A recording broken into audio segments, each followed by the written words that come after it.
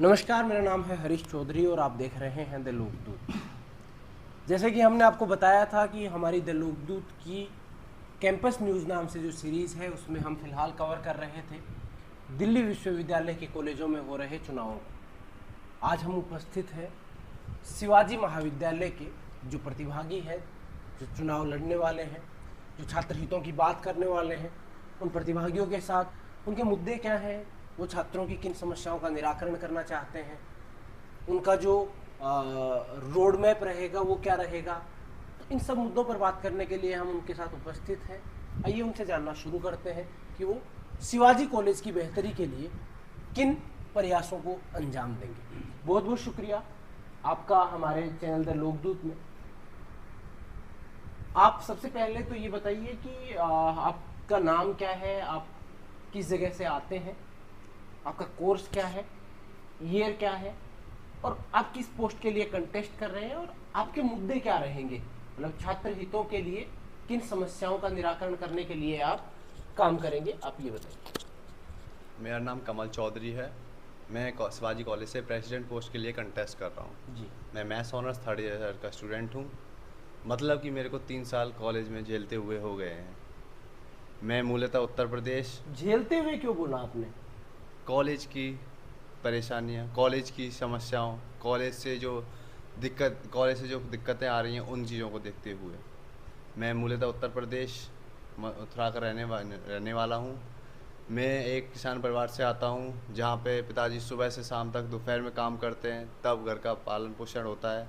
उसके बाद हम ऐसी स्थिति में दिल्ली विश्वविद्यालय में आते हैं एक उच्च शिक्षा लेने के लिए, सस्ती शिक्षा लेने के लिए, जो कि भारत की सबसे बड़ी विश्वविद्यालय दिल्ली विश्वविद्यालय। तो हम यहाँ पे आके शिवाजी महाविद्यालय में क्या देखते हैं कि दूसरे कॉलेज से शिवाजी कॉलेज में फ़ीस बहुत ज़्यादा है।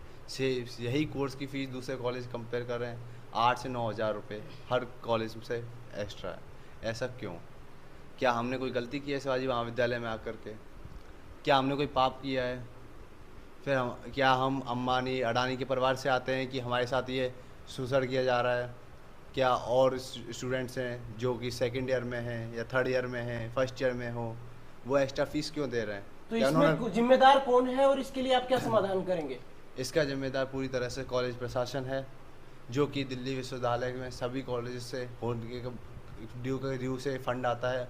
उसके बावजूद भी कॉलेज में छात्रों का शोषण करके एक्स्ट्रा फीस ली जा रही है। इसका पूरी तरह से जिम्मेदार कॉलेज प्रशासन है, जो कि छात्रों का शोषण कर रहा है। इसके लिए हम 22 तारीख को कॉलेज इलेक्शन में कंटेस्ट कर रहे हैं। तो प्रेसिडेंट पोस्ट के लिए अगर हम 22 तारीख को सब स्टूडेंट यूनियन में आते हैं तो हम कॉलेज प्रशासन पे दबाव बना करके कॉलेज फ़ीस को कम कराएंगे। इसके अलावा और एजेंडे क्या है? आपका फीस का एक एजेंडा है, उसके अलावा आप किन समस्याओं पर काम करेंगे? और समस्याएं, हमारे कॉलेज की प्रमुख समस्याएं स्पोर्ट्स कॉम्प्लेक्स को लेकर के हैं, जिसमें स्पोर्ट्स फैसिलिटीज़ हैं। स्पोर्ट्स कॉम्प्लेक्स जो कि पूरी तरह से लीज पे दिया गया है, जहाँ कॉलेज का स्टूडेंट फ्रीली जाके खेल नहीं सकता, जहाँ पे अपना डेवलपमेंट कैसे करेगा। इस पढ़ाई के साथ साथ एक खेल भी बहुत ज़रूरी है आज की तो आपका एक स्पोर्ट्स कॉम्प्लेक्स का हो गया दूसरा आपने फीस की समस्या बताई, और आपके मुद्दे क्या हैं? हमारा दूसरा प्रमुख मुद्दा मेंटल हेल्थ को लेकर है। कोविड के समय के बाद से मेंटल हेल्थ बहुत बड़ी प्रॉब्लम बन चुकी है। हाल ही में मैंने अपने बहुत ही करीबी मित्र को मेंटल हेल्थ के चलते फंदे पे झूलता हुआ देखा है। अपने करीबी की मौत से दुख तो हर किसी व्यक्ति को होता है, पर इस तरह से अपने किसी करीबी व्यक्ति से का दुख अलग होता है, सामने व्यक्ति को अंदर तक तोड़ देता है। इसी प्रकार से कॉलेज में आपको बताएं तो कॉलेज में काउंसलर अपॉइंट तो है, वो से हफ्ते में सिर्फ 2 दिन के लिए अपॉइंट है। क्यों 7 दिन अवेलेबल नहीं होता? अगर वो 2 दिन भी जैसे बताएं आपको तो 2 दिन आता है, वो स्टूडेंट्स को नहीं पता चलता कि काउंसलर है नहीं है। उसके आप अपनी प्रॉब्लम शेयर कर सकते हैं अपनी मेंटल हेल्थ को लेकर के, किसी को कुछ पता नहीं है। काउंसलर 2 दिन आता है। मेरा प्रशासन से ये सवाल है कि काउंसलर 7 दिन क्यों नहीं है अवेलेबल कॉलेज में? प्रशासन क्यों इस पे काम नहीं करता? क्योंकि प्रशासन को इस पे काम करना चाहिए, क्योंकि मरने वाला व्यक्ति वार नहीं देखता। प्रशासन पे तो मैं क्या ही बोलूँ प्रशासन से, उम्मीद रखना ही मेरा बेकार है, क्योंकि प्रशासन बिल्कुल गूंगा हो चुका है। आप इसीलिए सत्ता में आना चाहते हैं ताकि आप इन समस्याओं पर प्रशासन के साथ लड़ाई करते हुए, प्रशासन के साथ जूझते हुए इन समस्याओं पर काम कर सकें और ये समस्याएं सुलझ सकें। जी बिल्कुल, और काउंसलर सातों दिन कॉलेज में अवेलेबल रह सके। साइकेट्रिस्ट की आप बात जी कर जी रहे हैं, बिल्कुल। राइट? ओके। मेरा जो अगला सवाल है वो आपसे है, आपका नाम क्या है, कोर्स क्या है, और आपके जो एजेंडा है, आप किस पोस्ट के लिए लड़ रहे हैं और आपके एजेंडा क्या रहेंगे? मेरा नाम अभय तिवारी है, BA political science honours 3rd year. और मेरे 3 प्रमुख एजेंडा है जो मैं कॉलेज के स्टार्टिंग से देख रहा हूँ। उसमें से मेरा पहला एजेंडा गर्ल सेफ्टी के लिए है। जी। गर्ल सेफ्टी और उनकी क्या कहते हैं जो मेंस्ट्रुअल हेल्थ है उसके लिए। गर्ल सेफ्टी को इंश्योर करना हमारे कॉलेज का प्रमुख वो होना चाहिए, मुद्दा होना चाहिए, क्योंकि इस मुद्दे को उठाते तो बहुत लोग हैं कि गर्ल सेफ्टी, लेकिन इसको इंश्योर करने का काम ये कॉलेज का होना चाहिए।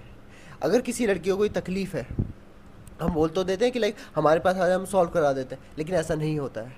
लड़कियां हिचकिचाती हैं, हम देखते हैं, हम अपनी दोस्त बहनों को हम देखते हैं इस चीज़ के लिए। जब वो कॉलेज से अगर मेट्रो के बीच में जाते हैं तो बहुत से लड़के उनका नंबर मांगते हैं, क्या कहते हैं, उन्हें तंग करते हैं, कमेंट पास करते हैं। ब्लू लाइन के पास हमारे कॉलेज के एक दारू का ठेका भी है जो बंद होना चाहिए, क्योंकि वहाँ से क्या कहते हैं कॉलेज का जो एक दायरा होता है वो नहीं पूरा हो रहा। तो इस चीज़ को कहते हैं कॉलेज को एक्शन लेना चाहिए, क्योंकि जो वहाँ पे लड़कियाँ जाती हैं तो उनकी सेफ्टी ये कॉलेज का प्रमुख मुद्दा है। और कॉलेज के अंदर भी हम देखते हैं कि बहुत से लड़के जो क्या कहते हैं लड़कियों को परेशान करते हैं, तो लड़कियाँ हिचकिचा जाती। अगर आप सत्ता में आते हैं तो आप इन समस्याओं का किस तरह से निस्तारण करेंगे? अगर हम लोग सत्ता में आते हैं, हमने इस चीज़ का निवारण ऑलरेडी कर रखा है, हम दोबारा इस चीज़ के लिए एप्लीकेशन देंगे। हमने इससे पहले पिंक बूथ के लिए एप्लीकेशन दी हुई है राजौरी गार्डन पुलिस स्टेशन में। वो एसएचओ चेंज होने की वजह से वो एप्लीकेशन अभी वेटिंग में है, लेकिन हम दोबारा इस चीज़ के लिए एप्लीकेशन देंगे। और आपको ये लगता है कि आप सत्ता में नहीं थे इसलिए आपकी जो एप्लीकेशन थी वो प्रभावी नहीं हो पाई, और आप अगर सत्ता में आएंगे तो आपके पास पावर होगी कि आप अपने उस पिंक बूथ को लागू करवा पाए? ज़रूर। अगर हम वादा करते हैं कि अगर हम सत्ता में आते हैं तो हम दबाव बनाएंगे कॉलेज और क्या कहते हैं राजौरी गार्डन पुलिस स्टेशन में कि पिंक बूथ बनना चाहिए। वहाँ पे हमारे कॉलेज के आसपास एक पिंक बूथ होना चाहिए जहाँ पे जो महिलाएं हैं और क्या कहते हैं लड़कियाँ हैं वहाँ पे अपनी कंप्लेंट दर्ज करा सकें। मेरा दूसरा प्रमुख मुद्दा मेंस्ट्रुअल हाइजीन के ऊपर है। आप यकीन नहीं मानेंगे, अभी भी हमारे समाज में इस चीज़ को एक गंदगी है उसकी नज़र से देखा जाता है। जी।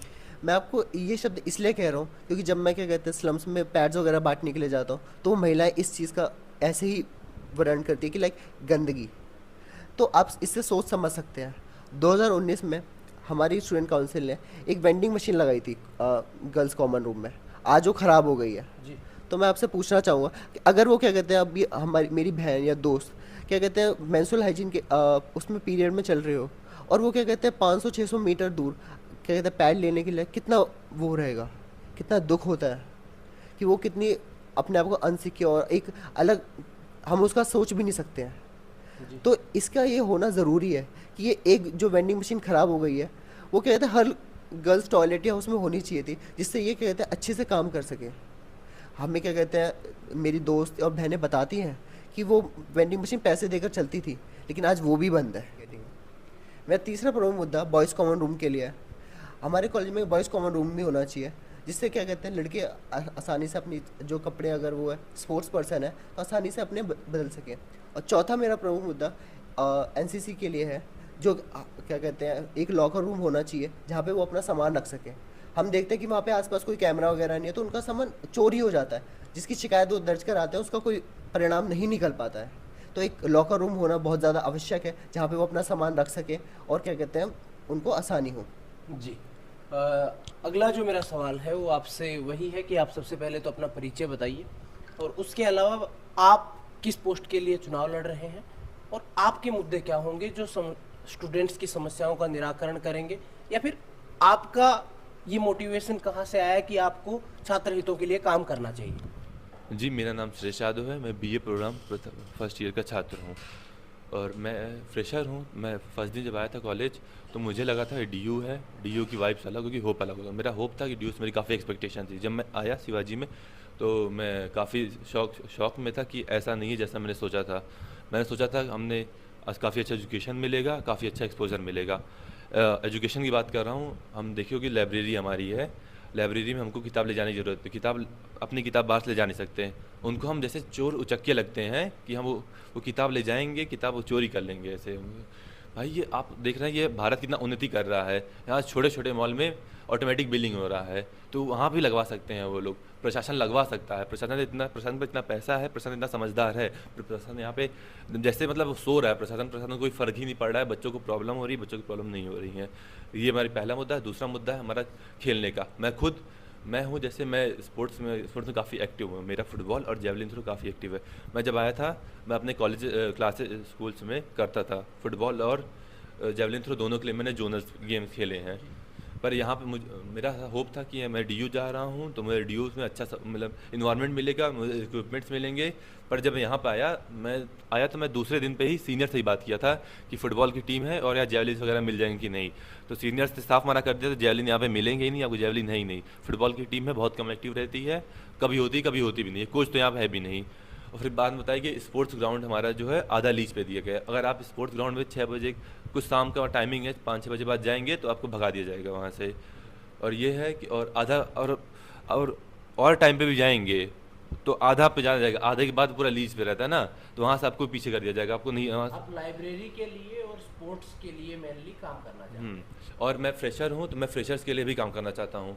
बात ये है कि हमारे जो अपोनेंट वाले हैं वो अपने आप को स्टूडेंट का बहुत बड़ा एक्टिविस्ट बताते हैं, स्टूडेंट का बहुत शुभचिंतक बताते हैं। आप अपने आप को स्टूडेंट का इतना बड़ा शुभचिंतक बताते हैं तो आप 33% वो फ्रेशर्स वालों को ऐसे नज़रअंदाज कर रहे हैं जैसे वो कॉलेज में है ही नहीं। शर्म आनी चाहिए आपको कि आपने उनको काबिल समझा नहीं है। जब आपका जो कॉलेज वाले जब समझते हैं कि वो 33% लोग कॉलेज में लड़ सकते हैं, वो इतने समझदार हो सकते हैं, क्या हम मूर्ख हैं, क्या हम नर्ड हैं, क्या हम समझ नहीं है? हम ऐसे नहीं हैं कॉलेज में, हमने CUT स्कोर किया है इतना अच्छा, तब हमको कैंपस मिला है, वेस्ट कैंपस का जो टॉप कॉलेजेस में से है। हमने ऐसे नहीं आए, हम समझ बूझ से आए हैं।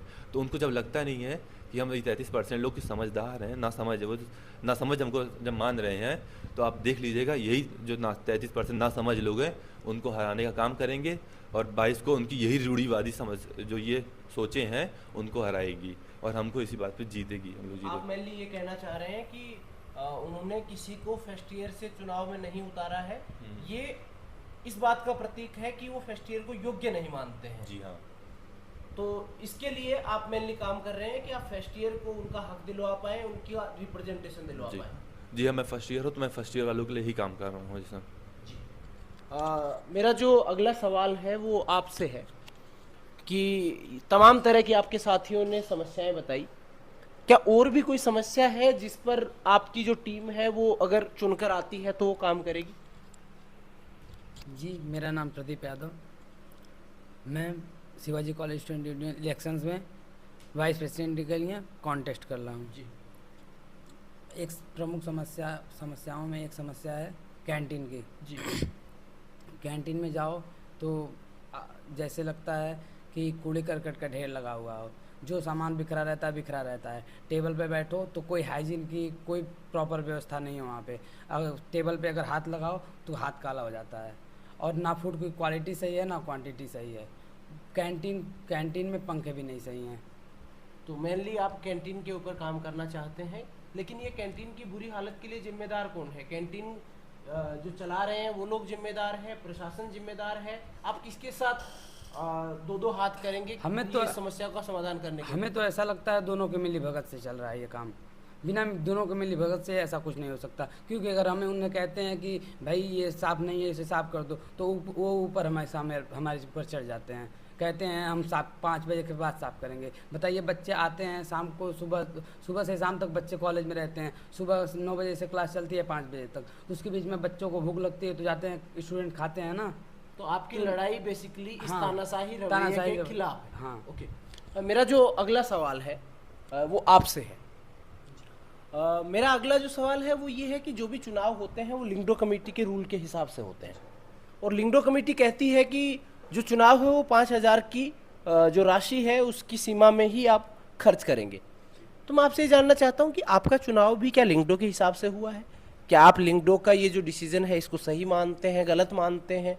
और अगर आप इसको सही मानते हैं तो आपने क्या 5,000 रुपये से ज़्यादा खर्च नहीं किए हैं, तो आपने किस तरह से मैनेज किया?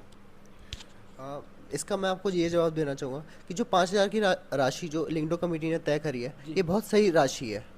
क्योंकि जो 5,000 की राशि है, एक आम क्या कहते स्टूडेंट जो है मिडिल क्लास फैमिली से जो आता है, वो उसको अफोर्ड कर सकता है और अपना एक भागीदारी दे सकता है कॉलेज इलेक्शंस में। और हमने अभी तक 5,000 से कम ही पैसे खर्च करे हैं इस कॉलेज इलेक्शंस में। जो हमारे बैनर्स और पोस्टर्स बन रहे हैं, वो एक चार्ट पेपर पे बन रहे हैं, जिसका आम खर्च 500 रुपये आ जाता है अगर हम बहुत सारे A4 साइज़ पे शीट्स पे बनाते हैं, तो इससे ज़्यादा नहीं आता। और रही बात आगे हमारे खर्चों की, जो गले में बनाने वाले पोस्ट, वो भी हमारे हैंडमेड है, तो इसमें ज़्यादा खर्च नहीं आता। तो जो हमारी राशि है वो 5,000 से कम है और हम इसी राशि में कहते अपना चुनाव लड़ेंगे। जी, ये तो थी लिंगडो कमेटी की बातचीत। हम आपके मुद्दों के ऊपर बात कर चुके हैं कि आप जो स्टूडेंट्स हैं उनके लिए किस तरह से काम करना चाहते हैं। मेरा जो अंतिम सवाल इसमें है वो ये है कि आपकी स्टूडेंट्स से क्या अपील रहेगी, क्योंकि 2019 के बाद हम देख रहे हैं कि कोरोना आ गया, उसके बाद अभी चुनाव हुए, तो मुझे लगता है कि DU में जितने भी लोग पढ़ रहे हैं उनका ये फर्स्ट टाइम होगा जब वो वोट डाल रहे होंगे। तो ऐसे में आपकी स्टूडेंट से क्या अपील है, आप उनको मतलब क्या संदेश देना चाहोगे? जी, 2019 के बाद 2023 में चुनाव हो रहे हैं, जिसमें चुनाव नहीं हो पाए। तो मेरे सभी प्यारे भाइयों और बहनों से यही अनुरोध है कि जीवन में उनको पहली बार मतदान करने का मौका मिला है, इस सुनहरे मौक़ों को वो ना गंवाएं और 22 तारीख को आके अपना अमूल्य मतदान करें। और वो ऐसे कैंडिडेट्स, ऐसे टीम को चुनें जो आपके उन छात्र हित के लिए काम करे। ऐसा नहीं कि सिर्फ बोले जो छात्र हित के लिए काम करती आई हो, काम करती रहे। अगर आप सब छात्र हैं, उनको हमारी टीम पे भरोसा है, तो 22 तारीख को हमको सपोर्ट करें।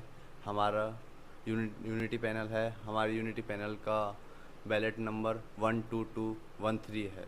ओके, तो ये थी शिवाजी महाविद्यालय के जो चुनाव लड़ने वाले प्रतिभागी हैं उनके साथ बातचीत। इसी तरह के और अपडेट्स के लिए, अन्य कॉलेज के अपडेट्स के लिए देखते रहिए द लोकदूत। शुक्रिया।